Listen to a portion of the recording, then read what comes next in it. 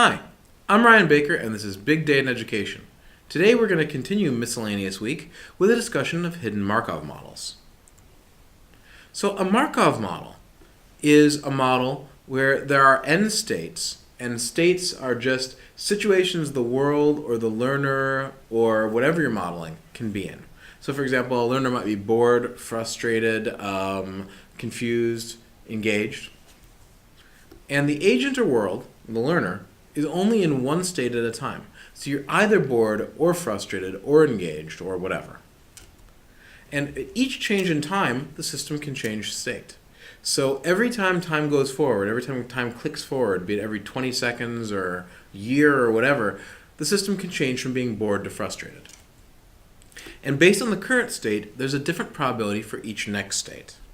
So perhaps the probability of going from confused to frustrated is higher than the probability of going from engaged to frustrated. So take an agent with three states, A, B, and C. And the agent can either be in A, B, and C. The student can either be bored, frustrated, or confused.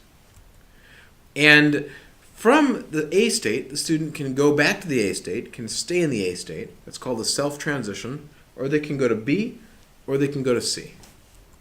And there'll be a different probability of each of these. For example, maybe there's a 50% chance a student A goes to B, a 30% chance a student A stays in A, a self-transition, or a 20% chance the student in A goes to C. And then we have transitions out of each of the other ones as well. B might have a chance of 30% of going to A, a chance of 30% of staying in B, or a chance of 40% in going to C, and C will have its own transitions as well. And one other example that might be worth looking at is sometimes there'll be what's called a terminal state, which is a state you never get out of. So let's say B was the terminal state. In that case, there'd be a 100% chance of B going to B and a 0% chance of B going to any of the other ones. Now, Markov models make what's called the Markov assumption. And the model I just showed you has that assumption. It's the assumption that for predicting the next state, only the current state matters. So what was happening 2 times ago is completely irrelevant to what's going to happen now. Now this is often a wrong assumption. For example, knowing how long you've been bored will probably give information about how likely you are to stay bored. But, as with most wrong assumptions, it's a nice way to simplify the math and reduce overfitting. As always, all models are wrong, some models are useful. So in a hidden Markov model, called an HMM, which is an extension of the Markov model, there are again n states, and the world or learner is in only one state at a time. At each change in time, the system can change state, and based on the current state, there's a different probability for each next state. So far it's exactly the same as just a regular old Markov model, but here's the difference. In an HMM, we don't know the state for sure. We can only infer it from the student's behaviors and our estimation of the previous state. So in other words, within an HMM, the state is hidden. That's why it's called a hidden Markov model. And we have to try to guess the state based on various information. So for instance, let's take that A, B, C we saw earlier, and let's add behavior. Let's say there's only one behavior. Either the student gets something right or they get it wrong. Well then, from each of these 3 states, A, B, and C, there's a certain probability that the student will omit the behavior. For example, maybe if the student's in state A, there's a 50% chance they'll omit the behavior of getting it wrong. If they're in state B, there's a 10% chance they'll omit the behavior of getting it wrong. And if they're in C, there's a 70% chance they'll omit the behavior of getting it wrong. So how do we figure out what state the student's in a hidden Markov model? Well, we can estimate the state based on the behaviors we see and based on the probability of each previous state they were in. So what is the probability that the state is X given, first, the probability of the behavior seen, we're the state X, second, the probability of each possible prior state, which we already know, and third, the probability of the transition to X from each of those possible prior states. So in other words, is it that this behavior we saw happens a lot when you're in X, and X would be a relatively likely state to be in based on what we think beforehand? Or is it the case that X is actually kind of unlikely given that behavior and the previous probabilities? So you may be thinking, this kind of reminds me of Bayesian knowledge tracing. And if you're thinking that, you're absolutely right, because Bayesian knowledge tracing is a simple hidden Markov model. In Bayesian knowledge tracing, there are 2 states, known and unknown. And the world or learner is only in one of those 2 states at a time. Either the learner knows the skill or they don't know the skill. We don't know the state for sure. We can only infer it from the student's correctness, the behavior, and our estimation of the previous probability of known versus unknown. So at all times the student has a probability of known, and 1 minus that probability is the probability of unknown. And from those probabilities and the correctness and the probability the student learned on the previous attempt, we can make inference about whether the student knows the skill. At each change in time, at each opportunity to practice the skill in this case, the system can learn. That is to say, it can go from the unknown state to the known state. And based on the current state, there's a different probability for each next state. From unknown to known, there's the probability of P of t that you'll go from unknown to known, and 1 minus P of t that you'll stay in unknown. But from known, in Bayesian knowledge tracing, the classic variant, not the forgetting variant that some folks have talked about, there's a probability of known from known, which is to say, once you're in known, there's a probability of 1 you stay in known. So you never get out of known once you're in it. But the probability you're in known versus known will slowly shift, typically, from unknown to known. Now you may remember from our discussion 4 weeks ago that fitting Bayesian knowledge tracing is hard. There's actually been a lot of work at trying to fit the parameters for Bayesian knowledge tracing, and that's a really simple hidden Markov model. So as you can probably guess, fitting HMMs is no easier.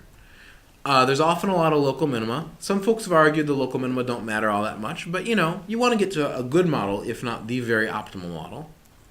And there are several algorithms that are used to fit the parameters, including our old friend expectation maximization, Baum-Welch, and segmental k-means. I'm not going to go into detail on those algorithms today, but they're worth taking a look at. And how do we pick how many hidden states there are in a hidden Markov model? Well, for Bayesian knowledge tracing, we've already postulated to begin with, and there's a lot of empirical research showing that's a good HMM. But for more generalized HMMs, typically our old friends Bayesian information criterion and the Aikake information criterion are used to choose how many nodes to have.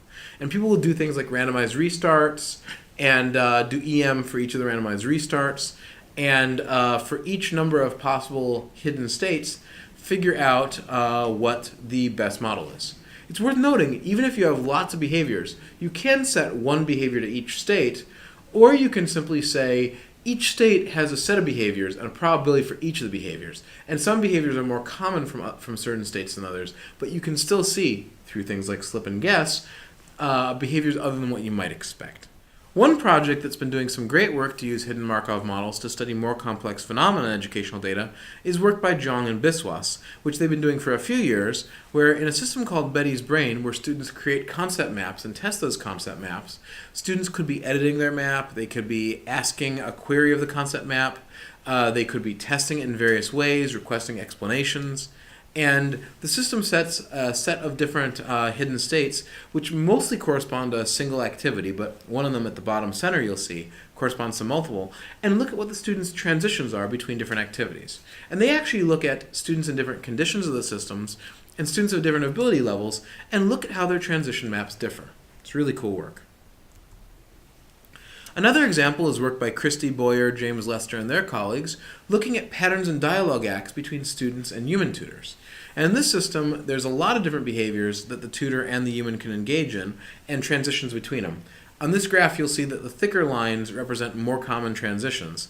And there are 5 states, including the tutor lecturing, mostly, but other behaviors can happen during that, the tutor lecturing but also probing the student, the tutor giving feedback, the student reflecting, and the tutor working to create grounding, common ground and understanding between the tutor and the student. Each of these 5 hidden states actually represents different behaviors with different probability distributions of what can occur. And this work by Boyer and Lester has actually led to other researchers looking at some of the same issues and trying to model the patterns that human tutors engage in towards trying to create online learning environments that behave more like expert tutors. So hidden Markov models are a powerful tool. They can be used to study the transitions between states and or behaviors in relatively complex systems, and they can be used to estimate what state a learner or other agent, you can imagine modeling the teacher, Boyer and Lester model the expert tutor, modeling what state the learner is in. So from this we can try to predict what the learner will do next in a relatively complex or relatively simple suite of behaviors and possible states. So that's a quick summary of hidden Markov models. They're a method that generalizes from Bayesian knowledge tracing and is much more powerful potentially, and it's been used to do a lot of cool things. A lot of great research in our field uses that. In the next lecture, I'm going to move to something different, kind of going back to the very first lecture, and give some conclusions for the overall course and discuss some future directions that I think the field is moving in. So I'm Ryan Baker. This is Big Day in Education. Thank you very much.